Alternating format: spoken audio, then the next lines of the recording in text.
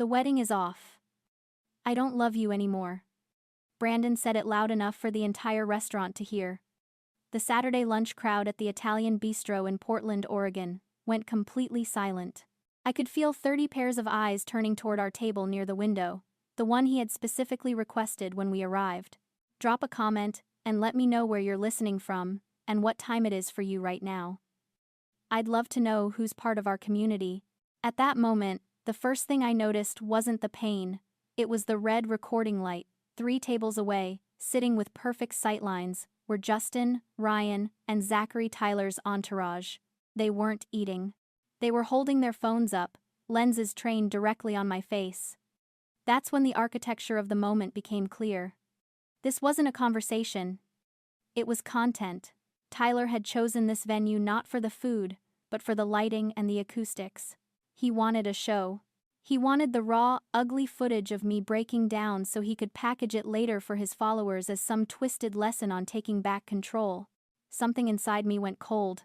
The part of me that usually managed his ego, smoothed over his rough edges, and apologized for taking up space just shut down. I didn't cry. I didn't scream.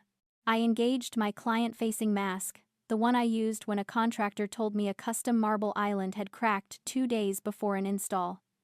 I picked up my napkin and dabbed the corner of my mouth. Then, I looked him dead in the eye. "Thank you for being honest," I said. My voice was steady, professional, devoid of the hysterical tremor he was clearly banking on. Tyler blinked. His script didn't have a line for this. He opened his mouth, probably to repeat himself louder, to provoke the reaction his cameramen needed, but I didn't give him the chance. I reached into my purse, pulled out my wallet, and placed $300 in cash on the table, enough to cover the overpriced brunch, and a massive tip for the server who was currently freezing in the aisle with a pitcher of water. "I think we can call this a narrow escape," I said. I stood up, smoothed my dress, and looked directly into the lens of Justin's phone. I held his gaze until he awkwardly lowered the device. Then I walked out. I didn't look back. I didn't run. I walked with the precise, measured stride of a woman, leaving a meeting that had wasted her time. Once I was in the elevator, the doors closing out the noise of the restaurant, the adrenaline hit, my hands started to shake. A fine, violent tremor. I leaned against the cool metal wall and closed my eyes. It wasn't sadness. It was the shock of seeing the machinery behind the man. For 4 years, I thought I was building a life. In reality, I had been an unpaid intern in the production of his ego. My phone buzzed. A text from Samantha. "Are you okay? Justin just posted a story. It looks staged." I didn't reply immediately. I walked to my car, got in, and locked the doors. The silence of the vehicle felt heavy, like the air before a storm. I needed to know the extent of the damage. I opened my laptop, tethered it to my phone, and logged into our shared cloud drive. I knew his passwords. He never changed them because he thought he was smarter than everyone else. I found it almost immediately, a folder created 2 weeks ago titled The Alpha Pivot. Inside were drafts of posts, a schedule for a live stream titled How to Drop Dead Weight, and a list of talking points. "She's unstable. She's holding back my growth. Sometimes, you have to be cruel to be free." It was a content strategy. He wasn't just leaving me, he was planning to launch a new phase of his personal brand, using our breakup as the catalyst. He needed me to be the crazy ex, so he could be the stoic survivor. That's why he did it in public. That's why the boys were filming. He needed the footage of me screaming or crying to validate the narrative he had already written. I scrolled further and found something else. A subfolder labeled Receipts. I opened it, expecting to find arguments or evidence of my supposed instability. Instead, I found screenshots of texts between him and a woman named Madison. I recognized the name. She was the daughter of one of his biggest clients. The timestamp on the first message was 6 months ago. "She's just a placeholder," he had written to her. "I'm just waiting for the right moment to cut the cord. I need it to look like I tried everything." I sat there in the parking garage, the blue light of the screen illuminating the truth I had ignored for years. This is the discard phase. It's a classic narcissistic tactic. They don't just leave. They devalue you first. They create a public spectacle to control the story before you even know the story has ended. By staging the breakup, he forces me into a defensive position. If I get angry, I prove him right. If I cry, I look weak. If I fight back, I'm crazy. He thought he had checkmated me. He thought he had written the ending, but he forgot one thing. He forgot that I read the fine print. I closed the laptop. I didn't cry. Tears were for people who had lost something valuable. I hadn't lost anything. I had just been handed an audit report of a failing investment. I started the car. I wasn't going home to weep into a pillow. I had work to do. Back in my apartment, the silence wasn't peaceful, it was heavy. I walked into the kitchen and turned on the overhead lights. There, sitting on the island where I'd left it that morning, was the white binder, 3 inches thick, embossed with our initials. It contained the architecture of the life I was supposed to be living. I opened it. I didn't cry. I audited. I flipped through the contracts, my finger tracing the bottom lines. Venue rental, $25,000. Catering minimums, $15,000. Florals, $10,000. The photographer, the band, the custom linens. I pulled out a calculator and started punching in numbers. The total non-refundable deposits came to exactly $60,000. $60,000 of my money. Tyler hadn't paid a dime. He had insisted on the optics of the event, demanding a specific level of luxury to impress his network. But when it came time to sign the checks, he always had a liquidity issue. A transfer was pending. A bonus was delayed. I had covered it all. Telling myself we were a team.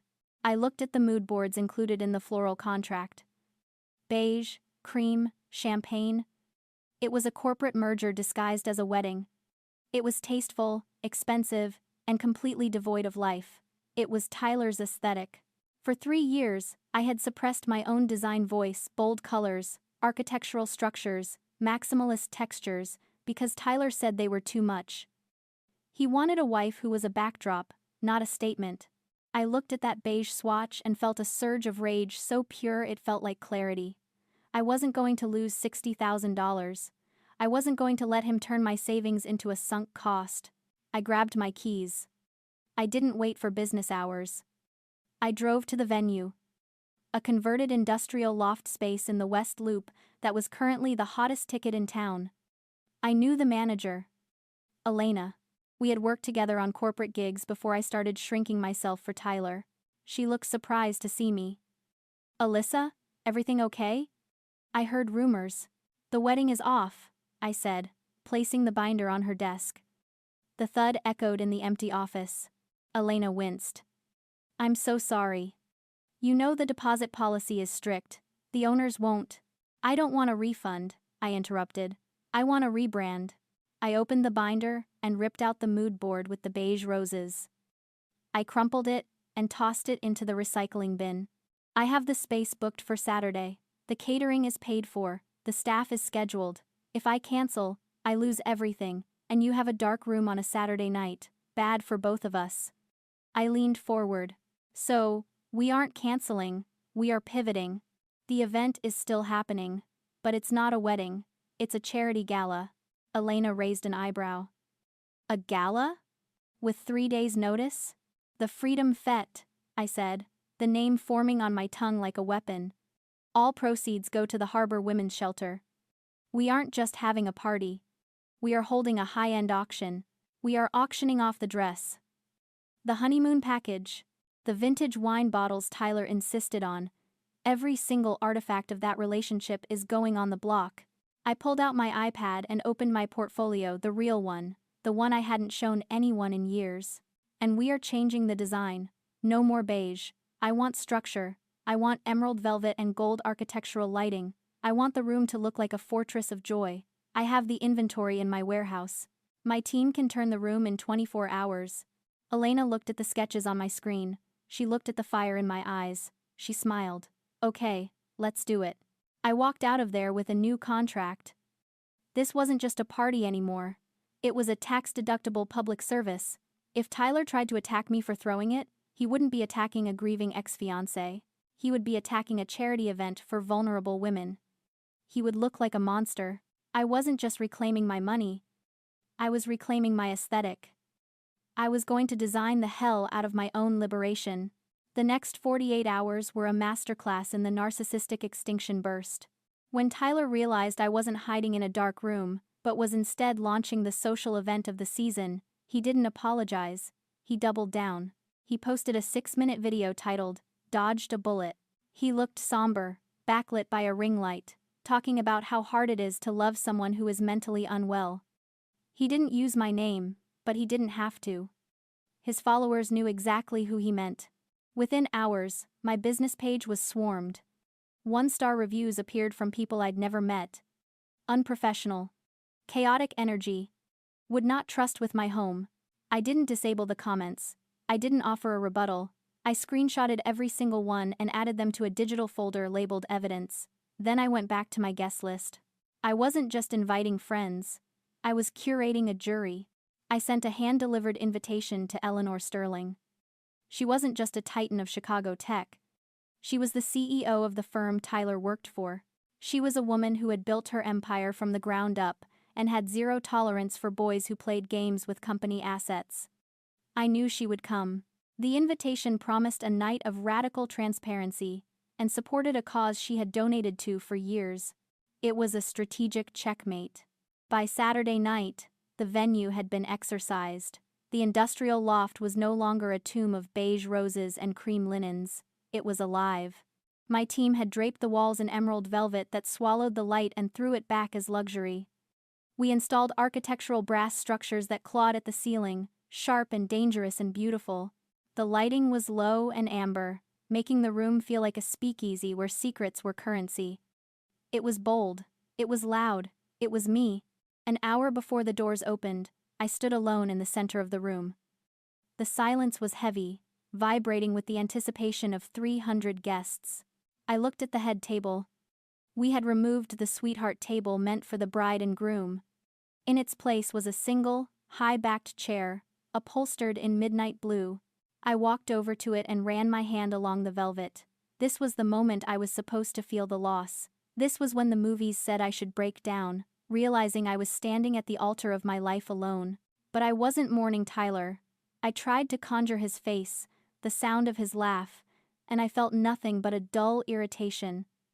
The grief that hit me wasn't for him. It was for the girl who had agreed to the beige roses.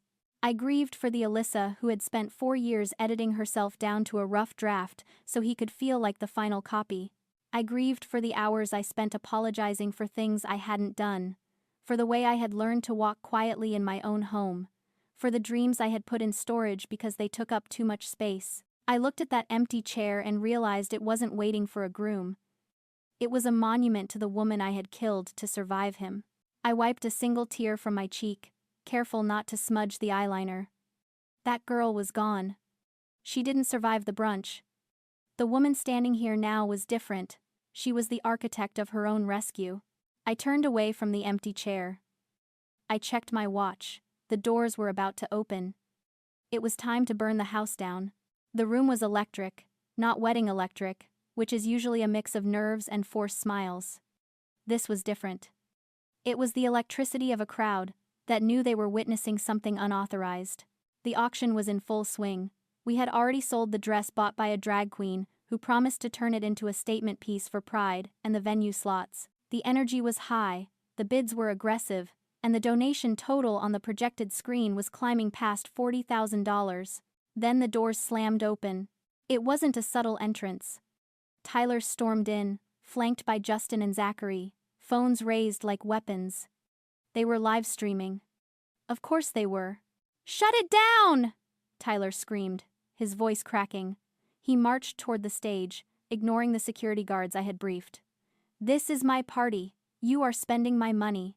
The room went silent, but not the scared silence of the bistro. This was the silence of a lion's den watching a gazelle limp in. I stood on the stage, microphone in hand. I didn't flinch. I didn't signal security. I smiled. A genuine, terrifying smile. "Ladies and gentlemen," I said, my voice amplified and calm. "Please welcome our final donor of the evening." Tyler stopped at the edge of the stage, confused by the applause that rippled through the room. Ironic. Sharp applause. He pointed his phone at me. "You are stealing from me, Alyssa. I paid for this. I paid for the honeymoon." "Excellent point," I said. "Let's talk about the honeymoon." I clicked the remote in my hand. The screen behind me changed. Gone was the donation total. In its place was a high-resolution scan of a credit card statement. "This is the receipt for the 2-week luxury safari in Tanzania," I narrated, my voice smooth as silk. $12,000. Non-refundable. Tyler froze. He recognized the document. "And if you look closely at the card number," I continued, using a laser pointer to circle the last 4 digits, "you'll notice it doesn't belong to a personal account. It belongs to a corporate expense account issued to, let's see, Global Tech Solutions." The gasp in the room was audible. I looked directly into Tyler's camera lens. "You didn't pay for the honeymoon, Tyler. Your company did. You expensed your wedding as client development." Tyler's face went white. He lowered his phone. The alpha mask slipped, revealing the terrified boy underneath. "And speaking of Global Tech Solutions," I said, looking toward the back of the room, "Mrs. Sterling, would you like to place a bid?" The crowd parted. Eleanor Sterling stood up from her VIP table. She wasn't smiling. She walked toward the stage, her heels clicking on the polished concrete like gunshots. She looked at the screen. She looked at Tyler. "I don't think I need to bid, Alyssa," she said, her voice carrying without a microphone. "I think I just need to call legal." She turned to Tyler. "You're fired. Effective immediately. And you will be hearing from our fraud department regarding restitution." Tyler looked at his entourage for support, but the phones were down. Justin was actively backing away. I walked to the edge of the stage and handed Tyler a glass of champagne. "Smile," I whispered. "You're finally getting the content you wanted." Mrs. Sterling didn't wait for a response. She didn't need one. She signaled to the venue security burly men in black suits I had hired to keep the peace, who were now about to enforce justice.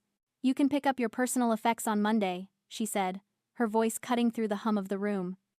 "Your access badges have already been deactivated."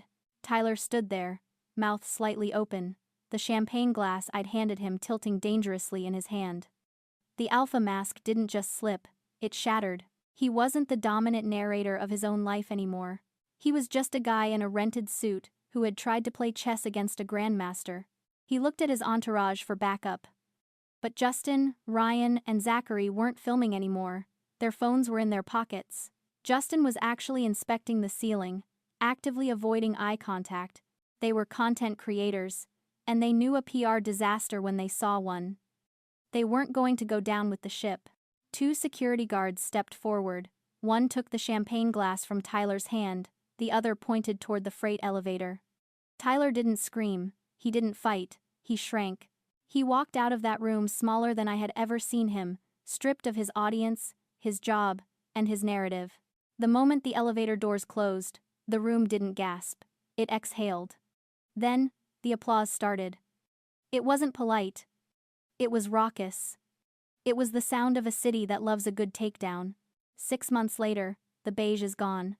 I'm sitting in my new studio in Wicker Park. The walls are painted a deep, moody teal. The furniture is structural, weird, and vibrant. There isn't a single cream-colored rose in sight. My calendar is booked solid through next year. The Freedom Fete didn't just clear my name, it launched my brand. It turns out, people want to hire a designer who knows how to burn down the old to build something new.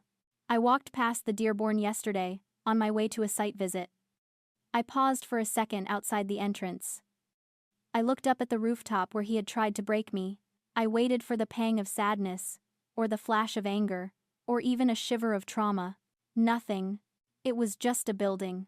It was just steel and glass and overpriced eggs. The ghost wasn't haunting the machine anymore. I adjusted my coat and kept walking.